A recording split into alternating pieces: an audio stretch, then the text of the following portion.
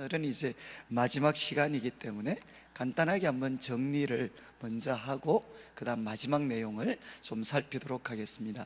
그래서 우리 이제 1장, 우리 기억나실지 모르겠습니다. 1장 1절부터 6절까지가 이제 스가랴서의 그 시작 부분입니다. 시작 부분인데 우리가 이 시작 부분을 다루면서 특별히 이제 3절 말씀을 저희들이, 이 말씀은 스가랴서의 전체 결국은 주제가 되는 그런 말씀이다. 그래서 하나님께서 말씀하셨습니다. 너희는 내게 돌아와라. 내게 돌아오라. 그리하면 내가 너희에게로 돌아가리라. 그러니까 이게 이제 스가랴서의 서론이면서 주제입니다. 너희는 내게로 돌아와라. 그리하면 내가 너희에게로 돌아가리라. 그러니까 꼭 이 말씀 기억하셔야 됩니다. 우리가 주님께 돌아가면 주님이 우리에게 돌아오십니다.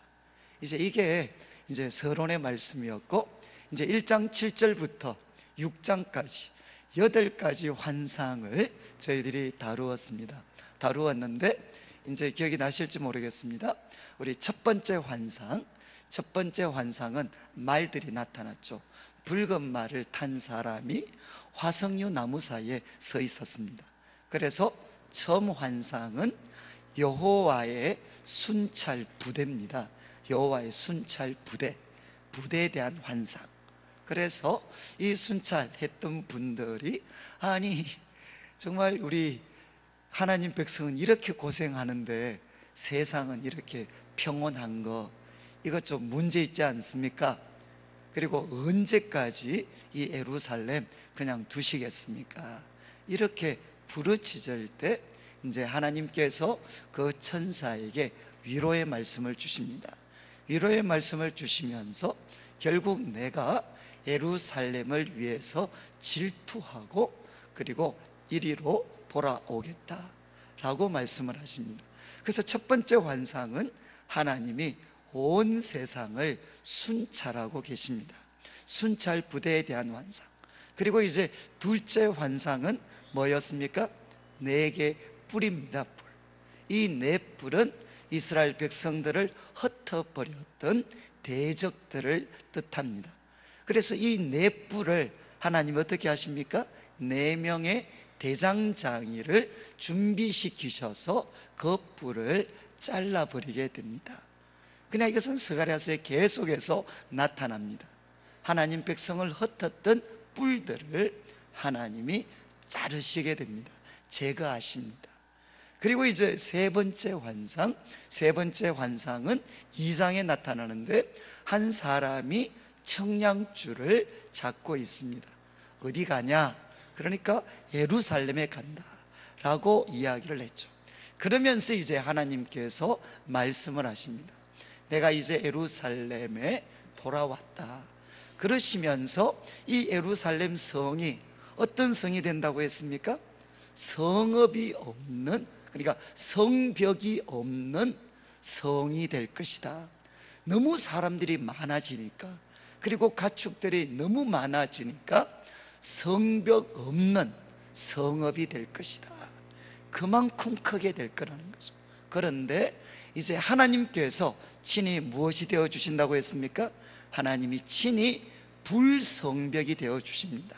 그러니까 한쪽으로는 너무너무 커지는데 하나님이 예루살렘의 불성벽이 되셔서 지켜주시겠다는 겁니다. 그러니까 제가 이제 우리 성도님들 말씀을 들으면 많은 분들이 그렇게 기도하시더군요. 하나님, 우리 가정, 우리 기업이 성벽 없는 성읍이 될 수 있도록 해주시고, 하나님 자신이 바로 우리 가정과 일터와 교회의 불성벽이 되어 주십시오. 그리고 이제 네 번째 환상은 3장으로 넘어갑니다. 그래서 네 번째 환상을 통해서는 대제사장 요수아가 더러운 옷을 입고 있습니다. 그리고 더러운 옷을 입고 있는 대제사장 요수아를 사단이 고소하는 장면입니다.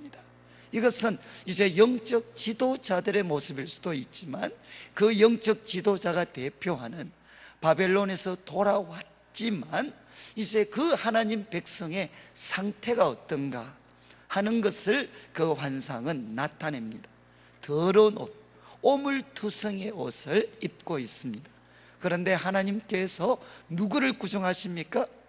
그 소위 더러운 옷을 입고 있는 대제사장을 구중하는 게 아니라 사단을 구중을 하십니다.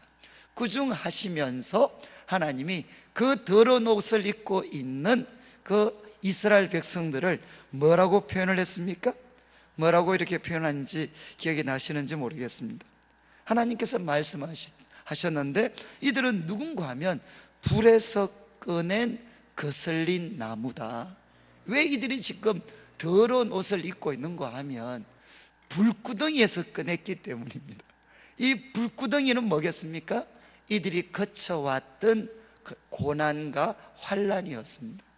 그 불구덩이 같은 환난과 고난을 통과했기 때문에 지금 그들이 거슬러져서 오물투성의 옷을 입고 있다는 것입니다.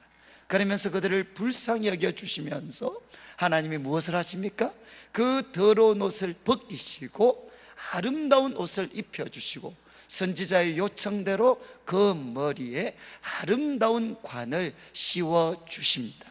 그러니까 앞으로 하나님이 어떤 일을 하실 것이냐, 이 오물투성의 하나님 백성들을 깨끗하게 하시겠다는 겁니다. 그리고 이제 다섯 번째 환상, 이 8가지 환상 중에 가장 중요한 것은 4번과 5번이라고 했습니다.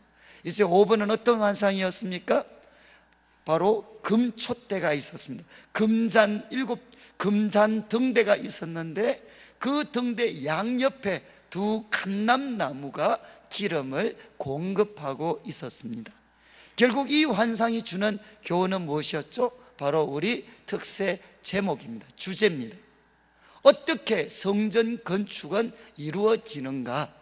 어떻게 이루어지는가? 이것은 힘으로 되지 않고 능력으로 되지 않고 오직 나의 영으로, 하나님의 영으로 되게 되고 그 하나님의 영의 도우심을 의지할 때 어떤 큰 산도 평지가 되게 된다는 것입니다. 이 내용이 이제 5번째 환상이었습니다. 그리고 이제 5장으로 넘어가서 6번째 환상은 어떤 환상이었습니까? 날아가는 두루마리에 대한 환상이었습니다. 이제 날아가는 이 두루마리를 통해서 하나님께서 무엇을 보여주셨는가? 하나님의 법에 기록되어진 그 말씀과 반하여서 여전히 회개하지 않고 살아가게 되면 하나님께서 말씀으로 정하신 저주가 그의 집에 들어가고 그리고 머무르고 그 집을 불사르게 될 것이라는 겁니다. 그리고 이제 7번째 환상은 어떤 내용인가 하면 한 여인이 큰 소위 에바라고 이야기하는 곡식을 적정하는 큰 하나의, 오늘날 같으면 항아리죠. 그 항아리에 한 여인이 있습니다. 그 여인은 무엇입니까? 바로 악입니다. 악의 근원과 뿌리가 되는 그 존재, 이스라엘 백성들을 결국은 하나님 떠나도록 만들었던 그 악의 근원과 뿌리가 되는 존재를 한 여인으로 묘사하면서 그 여인을 이제 큰 구덩이에다가 넣고 그 입구를 납조각으로 막아버립니다. 그리고 흰옷을 입고 악의 날개 같은 것을 가진 2 여인이 이제 그 납조각으로 막혀있는 여인을 담은 에바를 예루살렘에서 이제 신할 땅, 바벨론 땅으로 옮기게 됩니다. 그래서 하나님은 이 환상을 통해 하나님께서 이스라엘 백성들을 회복시킬 때 어떤 일을 하시느냐? 악의 뿌리를 제거하시겠다는 겁니다.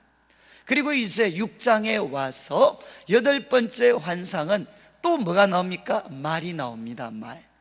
이때 4종류의 말이 나오는데 이 말은 이제 첫 번째 환상의 말은 여호와의 순찰 부대였다면 이제 마지막 환상에 나타난 말들은 무엇하는 말들이냐?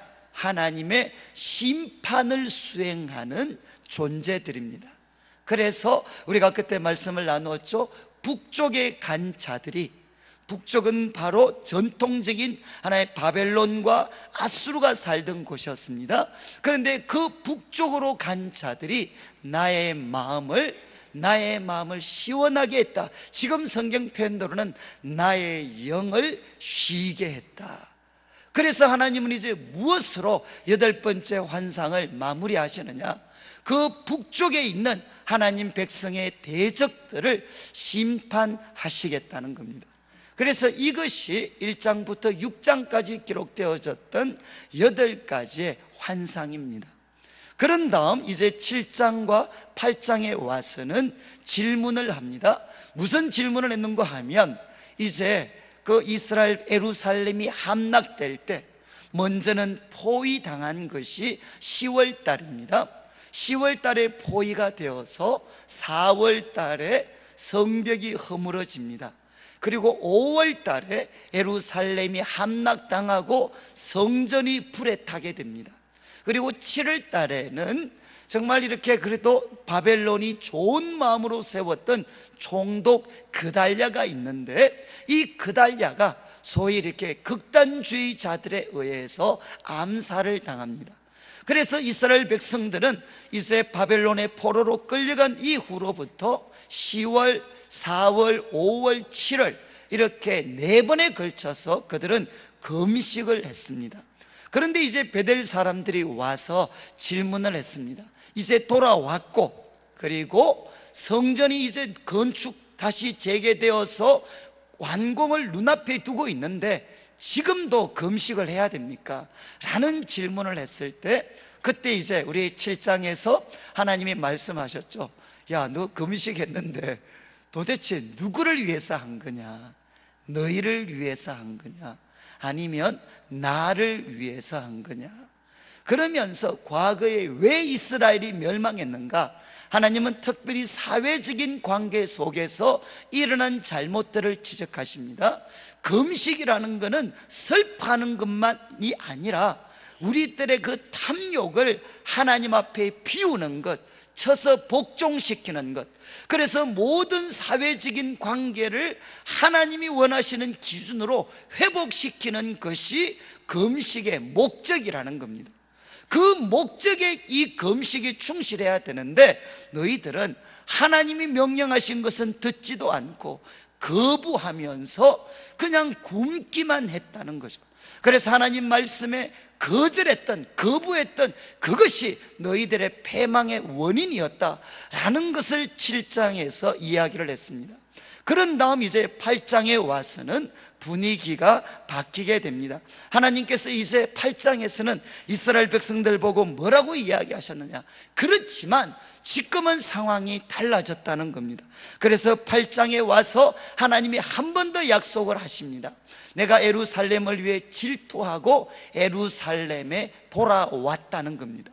예루살렘에 하나님이 돌아오실 때 그 성은 다시 한번 진리의 성읍이 되고, 또 예루살렘 성전이 있는 그 산은 거룩한 산이 됩니다. 하나님이 돌아오시겠다라고 말씀하시면서 하나님이 돌아오실 때 다시금 예루살렘에는 늙은 분들이, 어르신들이 넘쳐나고 또 어린 자녀들이 넘쳐나는 평화가 회복이 될 것이다. 그리고 하나님과 백성들 사이에 맺었던 언약을 하나님이 다시금 갱신시켜 주시면서 그들이 구덩이에 빠졌다 할지라도 피로 언약을 맺은 자들이기 때문에 하나님은 그들을 건져내시겠다라고 약속을 했습니다. 그래서 이제 8장 마지막에 가면 이런 말씀을 하셨죠. 8장 우리 13절 정도에 가면 하나님이 이런 말씀을 하십니다. 너희가 과거에는 저주가 되었지만, 좀 쉬운 성경에는 저주의 표본이 되었지만 이제는 너희가 복이 될 것이다. 이제는 너희가 복이 될 것이다 라고 말씀을 하셨습니다. 저는 이제 우리 성도님들, 그리고 그들이 정말 또 복이 되고 성전 건축에 헌신했기 때문에 하나님이 그들의 삶을 회복시켜 주실 것이다 라고 약속을 했고, 마지막으로 8장 마지막에 보면 모든 열방의 사람들이 이스라엘 백성들 붙잡고, 야, 우리도 같이 가자, 하나님께서 너희와 함께 계신 것을 우리가 들었다. 그러면서 10명의 그 이방 사람들이 한 명의 유대 사람들, 이스라엘 사람들을 붙잡고 부탁하는 모습이 나타나게 됩니다. 자, 그래서 이제 하나님께서는 7장과 8장을 통해 그 금식의 절기, 그러나 하나님 백성들이 하나님이 원하시는 일과 그 삶의 헌신을 하면 하나님은 그 금식이 변하여서 바로 축제가 되게 해주겠다 라고 말씀을 하셨습니다. 그리고 이제 9장부터는 우리가 예언의 말씀이었는데, 이제 9장부터 11장까지 그리고 12장부터 14장까지 이 예언은 두 개 부분으로 나누어진다고 말씀을 드렸습니다. 그래서 이제 9장을 시작하면서는 이스라엘 북쪽에 있는 아람, 시리아 지역이죠. 그쪽부터 하나님이 심판을 하십니다. 그리고 또 지중해 연안에 있는 두로와 시돈을 심판하시고 남쪽에 있는 블레셋을 심판하십니다. 이들은 다 누구냐? 전통적으로 이스라엘의 대적들이었습니다. 바로 이들을 하나님이 심판하시고 그 와중에 예루살렘은 보호하시겠다는 겁니다. 하나님께서 이제 이 수많은 대적들을 심판하시고 예루살렘은 보호를 하십니다. 그런데 바로 그 와중에 누가 오시느냐? 이제 이 이스라엘 백성들 가운데 하나님께서 왕을 보내시게 됩니다. 12장 9절, 특별히 이 왕은 나귀 새끼를 타게 되는 거죠. 나귀 새끼를 타신 겸손과 평화의 왕이 오시게 됩니다. 바로 이분을 통해서, 이분은 평화의 왕이 되시고, 그리고 이분이 하나님의 백성들과 함께 하셔서 마침내는 이 헬라인들까지도 바로 공격하여서 깨뜨릴 수 있는 그런 승리하는 일들이 일어나도록 하나님이 자기 백성들을 지켜주시겠다는 겁니다. 자, 이제 이 9장 말씀을 통해서 말씀을 하셨습니다. 하나님이 먼저 대적들을 치시고 예루살렘을 구원하십니다. 그런데 그 예루살렘에 누가 오시느냐? 왕이 오십니다. 그분은 한편으로는 평화의 왕이지만 자기 백성들을 강한 군사가 되게 하셔서 헬라까지도 쳐부술 수 있는, 승리할 수 있는 사람들이 되도록 만들어 주십니다. 그리고 이제 10장에 와서는 하나님께서 그의 백성들과 함께 할 때 어떤 일이 생기는가? 우리 10장은 이렇게 시작을 했죠. 야, 봄비, 이 봄비 때문에 우상들에게 구하지 말고 하나님께 구해라. 그렇게 말씀을 하면서 이제 하나님께서 그의 백성들을 누구처럼 돌보시느냐? 선한 목자처럼 돌보십니다. 선한 목자처럼 돌보셔서 10장 4절 이런 부분에 보면 그곳에 모퉁이 돌과 같고 말뚝 싸우는 활과 같은 새로운 시대의 지도자들이 일어나도록 하나님이 만들어 주십니다. 그리고 하나님은 유다 족속들을 회복시켜 주십니다. 그리고 누구까지 회복시켜 주시느냐? 벌써 수백 년 전에 아수르에게 멸망당해서 그들의 피가 섞이고, 그리고 신앙까지도 다 혼잡해져 버렸던 그 북쪽 이스라엘 사람, 에브라임으로 대표되는 북쪽 이스라엘 사람들까지도 하나님이 회복시켜 주시겠다는 겁니다. 그때 이제 가장 감동적인 표현은 10장 8절에 보면 하나님이 휘파람을 부십니다. 마치 목자가 양들을 모으는 것처럼 하나님께서 휘파람을 부시면 각지에 흩어졌던 북쪽 이스라엘 사람들까지도 다 돌아오게 됩니다. 그리고 그들 앞에 때로는 날강과 홍해 바다가 막는다 할지라도 하나님은 그들을 쳐셔서 그들로 하여금 예루살렘 하나님께로 돌아오도록 만들어 주시겠다는 겁니다. 그래서 이제 10장을 통해서는 하나님께서 자기 백성들을 선한 목자같이 돌보셔서 그들 가운데 귀한 지도자들이 일어나고, 또 유다 자손들을 하나님이 참 붙잡아 주시고, 그리고 누구를 붙잡아 주시느냐? 또 북쪽 이스라엘 백성들을 향해서도 하나님이 휘파람을 부시면서 그들을 모아 주십니다. 자, 그런데 11장에서는 이제 9장에서 11장까지 예언 전반부의 마지막은 어떤 문제 제기를 하느냐? 하나님은 이렇게 자기 백성들을 돌보시고 책임지시지만 언제나 하나님 백성 그 공동체는 어떤 문제에 부딪히느냐? 잘못된 지도자의 문제에 부딪히게 된다는 것입니다. 그래서 하나님께서 이 선지자로 하여금 선한 목자가 되도록, 선한 목자의 그런 행동을 하도록 만들어 주셨어요. 그런 다음에 어떤 일이 생겼습니까? 선한 목자가 되어서 누구를 먹이느냐? 잡혀 죽을 양떼를 먹이게 하십니다. 그런데 왜 양떼가 잡혀 죽게 됐습니까? 그 이유는 그들을 돌봐야 되는 지도자들이 그들을 팔아버렸어요. 그리고 그들을 이용했습니다. 그리고 그들을 내팽개쳤어요. 그러기 때문에 바로 그들을 원래 돌봤던 지도자들이 그들을 이용하고 팔아버렸기 때문에 그들은 대적들, 열방 대적들에게 팔리고 그리고 잡혀먹는 그런 신세가 되었다는 것입니다. 그런데 이제 선한 목자가 되었을 때 어떤 문제가 일어났습니까? 선한 목자가 되어서 악한 목자 셋을 한 달 만에 그냥 소위 잘라버렸을 때 누가 싫어하느냐? 양떼들이. 선한 목자가 악한 목자들을 잘라버렸는데도 기뻐하는 대신에 선한 목자를 싫어합니다. 이제 그 공동체 지도자들이 잘못되고 또 그 영향을 누가 그대로 다 받았느냐? 하나님 백성들이 다 받게 됐다는 겁니다. 그래서 그들 역시도 선한 목자를 싫어하고 마침내는 어떤 행동을 합니까? 값을 지불할 때 이제 그만둔다라고 값을 지불해 줄 때 얼마를 지불했느냐? 종 하나가 죽으면 값을 지불하는 은 30을 그에게 주면서 그와 관계를 정리해버려요. 이거는 결국 은 30은 뭐였습니까? 예수님께서 가룟 유다에게 팔릴 때 금액이었어요. 팔릴 때 금액. 이 말은 뭔가 하면 그만큼 하나님 백성들이 하나님이 보내신 선한 목자를 무시하고 멸시하게 된다는 것입니다. 그래서 하나님이 세우신 선한 목자를 멸시하게 될 때 그들은 어떤 문제에 부딪히느냐? 악한 지도자에게, 11장 마지막은 악한 지도자에게 고통을 당하고 그 악한 지도자 역시도 하나님께 심판받을 것에 대해서 말씀을 하면서 예언의 전반부가 끝이 납니다.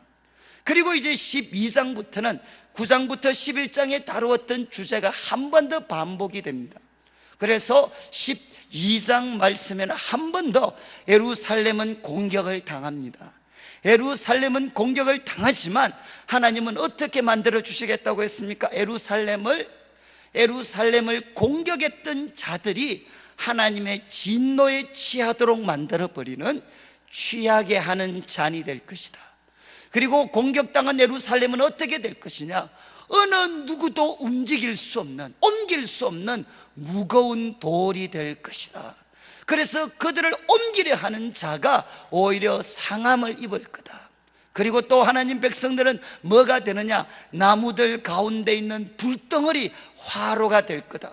그리고 또 곡식단 가운데 있는 횃불이 되어서 그를 공격하는 모든 자들을 불살라 버리는 일들이 일어날 것이라는 겁니다. 그래서 마침내 이제 이스라엘 예루살렘 사람들은 약한 자가 누구처럼 된다고 했죠? 약한 자가 다윗처럼 됩니다. 그리고 다윗 족속은 하나님처럼, 그리고 무리 앞에 있던 여호와의 사자, 그러니까 길이 없는 곳에 먼저 나아가서 광야에서 먼저 가서 하나님 백성이 있을 곳을 준비하고 그 길로 인도했던 그 무리 앞에 서 있던 여호와의 사자와 같이 그런 사람들이 될 것이다 라고 약속을 하셨습니다. 그런 다음 이제 12장 9절부터 13장 마지막 절까지는 어떤 내용이냐?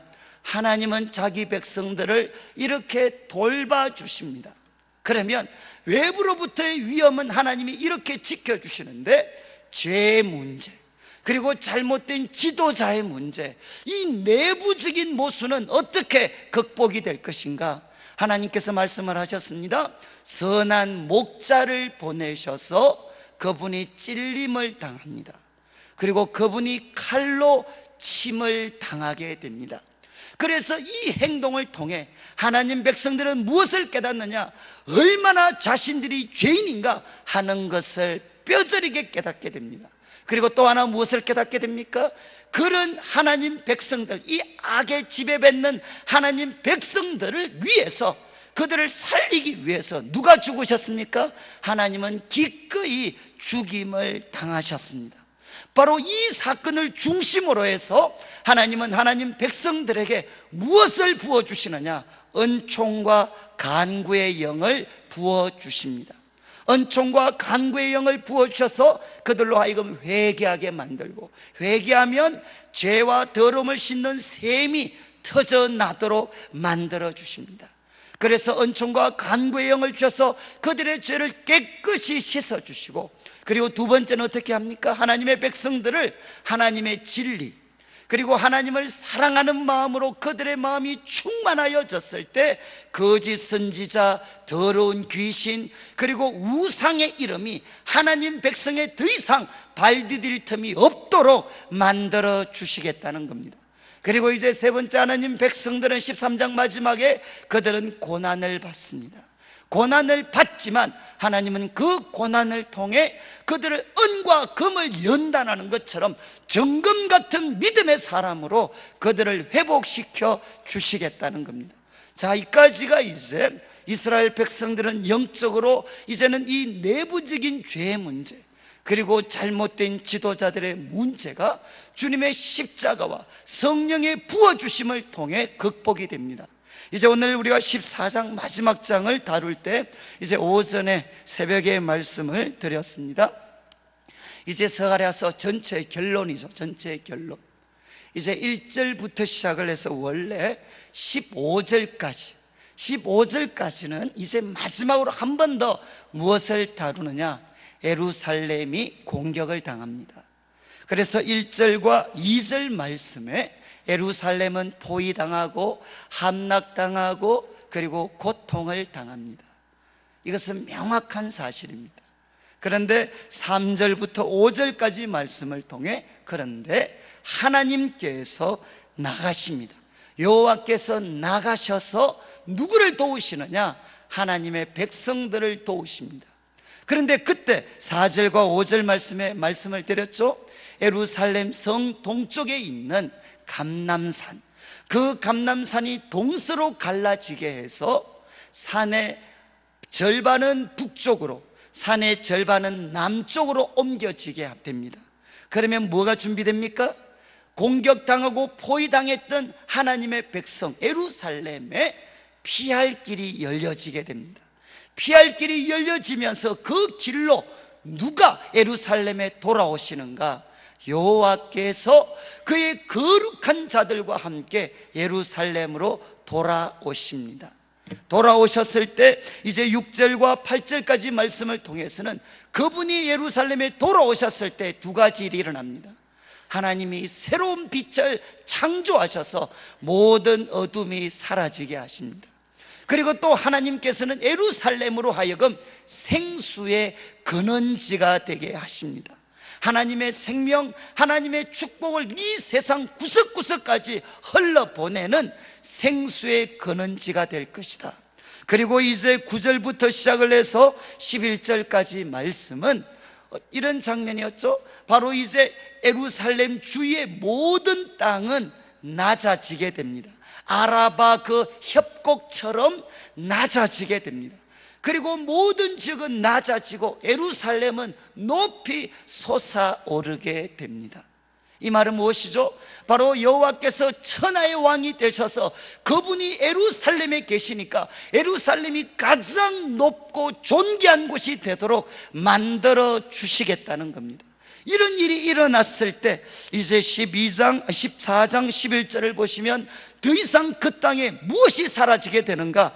저주가 있지 아니할 것이다. 여호와께서 왕이 되셔서 자기 백성들과 함께 계시면 더 이상 저주가 없을 것이라는 겁니다. 그러면서 이제 12절부터 15절까지 말씀은 한마디로 하면 뭔가 하면 예루살렘을 공격했던 대적들은 어떻게 될 것인가? 한마디로 재앙을 받습니다. 자, 이제 12절을 보십시오. 예루살렘을 친 모든 백성에게, 이건 종말론적이지만 오늘날의 시대도 똑같습니다. 예루살렘을 친 모든 백성에게, 하나님의 백성, 그리고 주님의 몸된 교회를 공격하고 깨트리려고 하는 모든 백성에게는 뭐라고 했죠? 여호와께서 내리실 재앙이 있다는 것입니다. 여러분 꼭 기억하셔야 돼요. 저는 사실 이렇게 주의 종을 대적하면 이상한 일이, 저는 그런 말은 못합니다.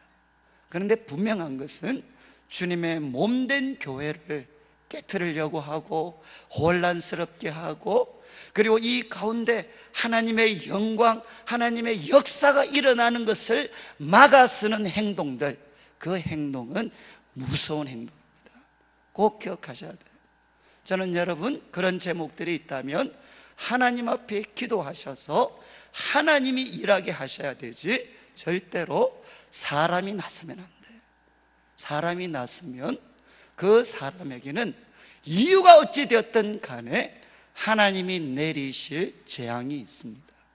그래서 지금 이야기합니다. 12절에 보시면 여호와께서 내리실 재앙은 이러하니 곧 섰을 때에, 그들이 서 있을 때 그들의 살이 썩게 될 것이라는 겁니다. 그리고 그들의 눈동자가 눈구멍 속에서 썩게 될 것이다. 그리고 그들의 혀가 입 속에서 썩게 될 것이라는 겁니다. 저는 참 이 성경을 보면서 이렇게 무서운 표현은 제가 자주 보지 못했어요. 바로 하나님의 백성들, 예루살렘을 치는 모든 백성들. 저는 지금 한국교회가 정말 문제가 많습니다. 문제가 많기 때문에 거룩한 뜻을 가지신 분들이 있어야 됩니다. 그런데 그 행동에 있어서는 사람의 방식대로 하시면 안 돼요. 정말 하나님의 방법대로.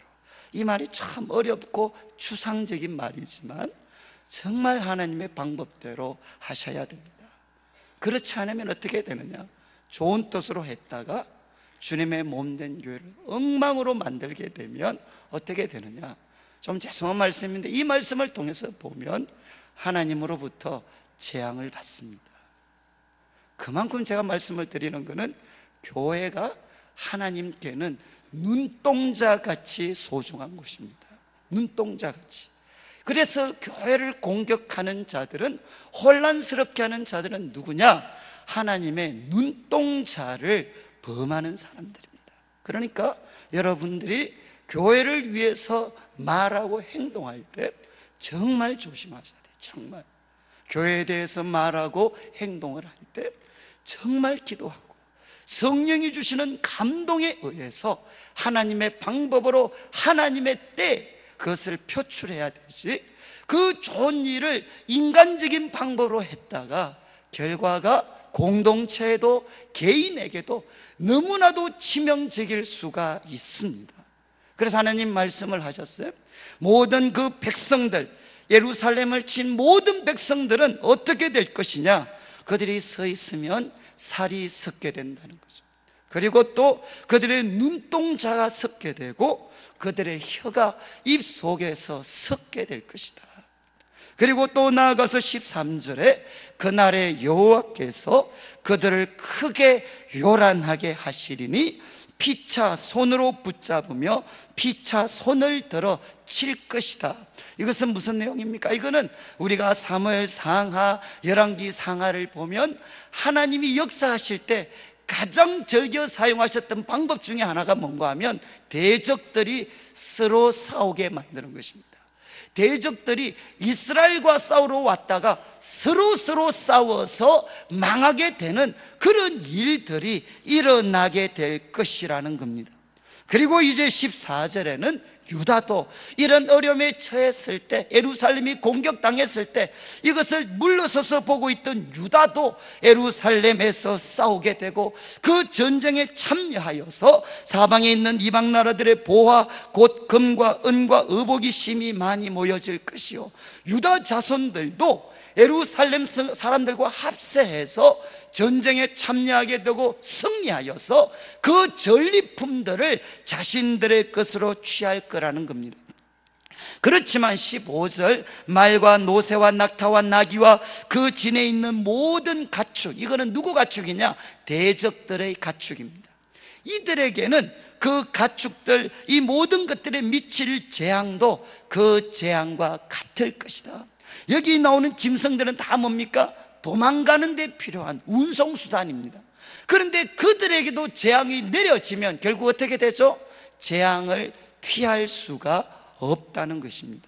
그래서 이제 12절부터 15절까지 말씀을 통해 이야기를 했습니다. 하나님은 뭐라고 말씀하셨느냐? 예루살렘을 대적하는 모든 사람들, 바로 그들에게 하나님은 재앙을 내리시겠다는 겁니다. 자, 이래서 1절부터 15절까지 이제 예루살렘이 포위를 당할 건데, 주님이 다시 오실 때까지 주님의 몸된 교회는 포위당하고 공격당할 것입니다. 그러나 많은 고통을 치르겠지만 그럼에도 불구하고 하나님께서 그들에게 찾아오시고, 그리고 그들을 위해 산을 옮겨서라도 하나님은 그 백성들, 포위당하는 백성들에게 찾아오셔서 모든 어둠을 빛으로 바꾸어 버리시고 생수의 근원이 되게 하시고 천하의 왕이 하나님이 되어 주십니다. 그리고 예루살렘은 높아질 것입니다. 그렇지만 예루살렘을 대적하고 공격했던 모든 세력들은 지금 그들이 힘과 능력이 있는 것 같지만 하나님으로부터 재앙을 받게 될 것이라는 겁니다. 그러면서 이제 16절부터 21절은 결론입니다. 결론. 16절부터 이제 하나님께서 예루살렘을 구원해 주시면 어떤 일이 생기느냐? 예루살렘을 치러 왔던 이방 나라들 중에 남은 자들이 있는데 그들이 해마다 올라와서 그 왕 만군의 여호와께 경배하며 초막절을 지킬 것이다. 이제 그날이 오면 하나님의 심판과 구원이 결정적으로 드러나게 되면 그때 어떤 일이 생기느냐? 예루살렘을 치러 왔다가 하나님의 재앙을 보고 그 와중에 살아남은 자들도 이제는 하나님께 예배드리는 그 행렬에 그들이 참여할 것이라는 겁니다. 그리고 이제 17절부터는 이에 반하여서 땅에 있는 족속들 중에 그 왕 만군의 여호와께 경배하러 예루살렘에 올라오지 아니하는 자들에게는 뭐라고 했습니까? 하나님이 비를 내리지 아니할 것이다. 그들의 삶을 풍성하고 복되게 하는 그 비를 하나님이 내리지 아니할 것이다. 그리고 18절, 만일 애굽 족속이 올라오지 아니할 때도, 애굽 족속이라 하더라도 그들에게 비가 내려지지 아니할 것이다. 그리고 18절 후반부, 여호와께서 초막절을 지키러 올라오지 아니하는 이방 나라들의 사람들, 그 사람을 치시는 재앙을 하나님께 예배드리기를 거부하는 자들에게 내리시겠다는 겁니다. 그리고 19절, 애굽 사람, 이방 나라 사람 초막절을 지키러 올라오지 아니하는 자가 다 받을 벌이 그러하다는 겁니다. 그러니까 결국 이제 마지막은 무엇으로 끝나느냐? 모든 이방인들까지, 이제는 과거에 예루살렘을 공격했다가 살아남은 이방인들도 하나님 앞에 예배드리는 그 행렬에 참여할 것입니다. 그렇지만 하나님께 끝까지 예배드리기를 거부하는 자들은 그들의 배경이 어떠하다 할지라도 그들은 비가 내려지지 않습니다. 그리고 그들은 재앙을 받을 것입니다. 그리고 이제 20절, 21절은 하나님께 예배를 드리러 오고 거부하는 자에게는 하나님이 재앙을 내리실 때 어떤 일이 생기느냐? 20절, 그날에는 말방울에까지, 말방울, 이 말이라는 것은 성경으로 이야기하면 소위 제사에 드릴 수 있는 정한 동물이 아닙니다. 부정한 동물입니다. 그런데 이 말에 달려있는 방울에까지 뭐가 적혀져 있느냐? 여호와께 성결이다. 말방울에까지 여호와께 성결이다, 이렇게 기록될 것이라는 겁니다. 여러분, 원래 여호와께 성결, 이 말이 어디 쓰여졌는 줄 아십니까? 이 말이 어디 쓰여졌느냐, 하나님이 어디에다가 새기라고 하셨느냐, 대제사장의 관에다가 하나님 앞에 1년에 한 번씩 하나님 앞에 서게 되는 대제사장, 그 머리에 있는 관에다가 하나님이 적도록 하신 게 여호와께 성결입니다. 그러니까 가장 특별한 사람이죠. 바로 대제사장, 그리고 그의 머리에 섰던 관, 그 관에 여호와께 성결이라는 말이 쓰여졌습니다. 그런데 바로 그 여호와께 성결이라는 것이 어디까지 확대될 것이냐, 어디까지 확대됩니까?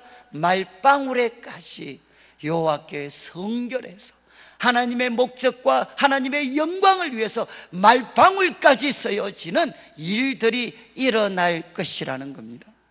그리고 또 20절 마지막에 보시면 여호와의 전에 있는 모든 솥이 제단 앞 주발과 다름이 없을 것인데, 예루살렘 유다의 모든 솥이 만군의 여호와의 성물이 될 것이다. 제사 드리는 자가 와서 이 솥을 가져다가 그것으로 고기를 삼으리라. 이건 뭐겠습니까? 성전에서 제단에 그 고기를 삶는 솥은 특별한 구별된 솥만 그 일을 감당할 수 있었습니다. 그런데 이제 21절 예루살렘과 유다의 모든 솥이 어떻게 되죠? 바로 성전에 제사를 드리는데 사용하는 고기를 삶는 그 일에 유다와 예루살렘이 가지고 있는 모든 솥이 거기에 사용될 거라는 겁니다. 이 말은 뭐죠?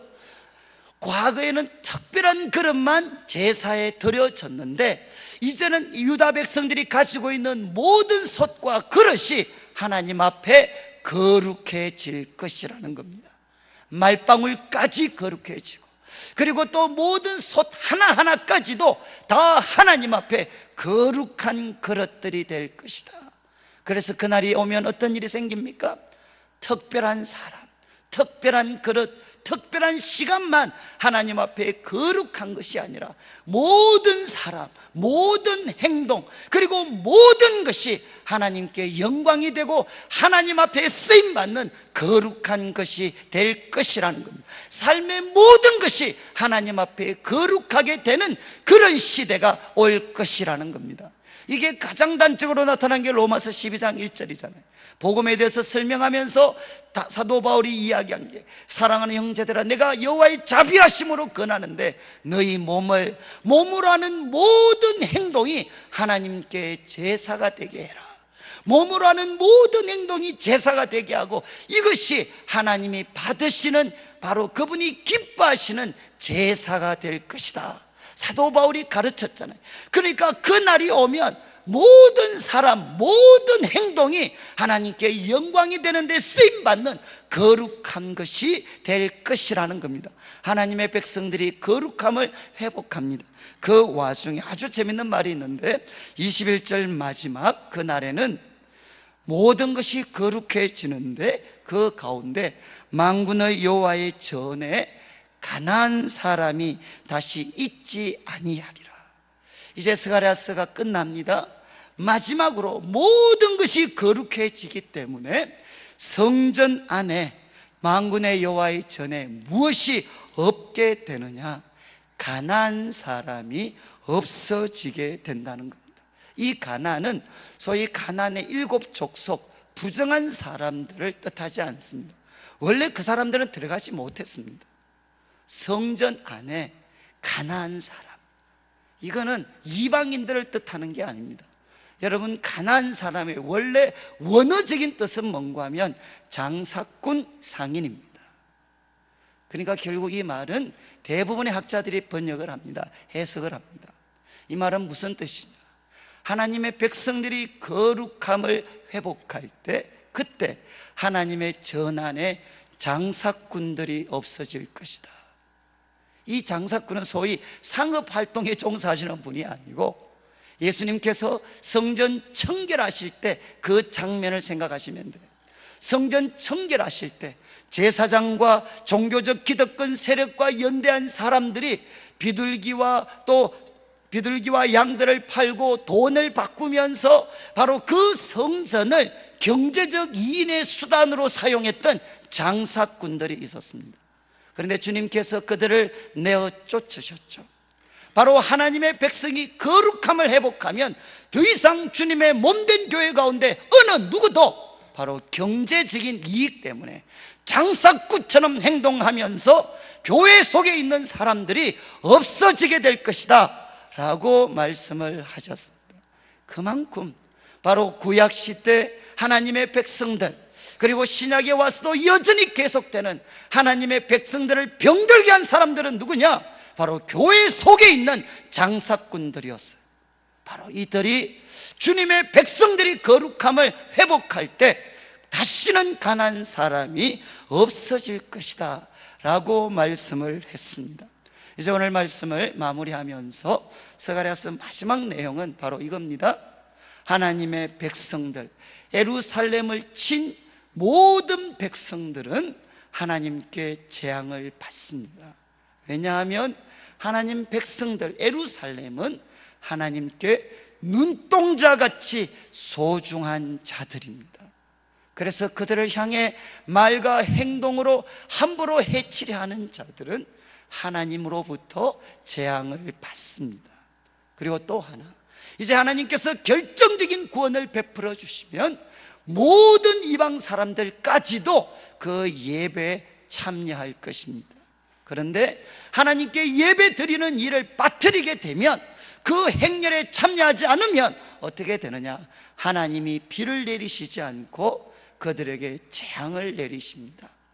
그리고 하나님의 구원이 완전하게 드러나면 그때 하나님 백성들은 말방울에까지, 모든 그릇에까지 거룩함을 회복하여서 사도 바울이 우리들에게 도전했던 것처럼 먹든지 마시든지 무엇을 하든지 하나님의 영광을 위해서 하는 거룩함을 회복할 것입니다.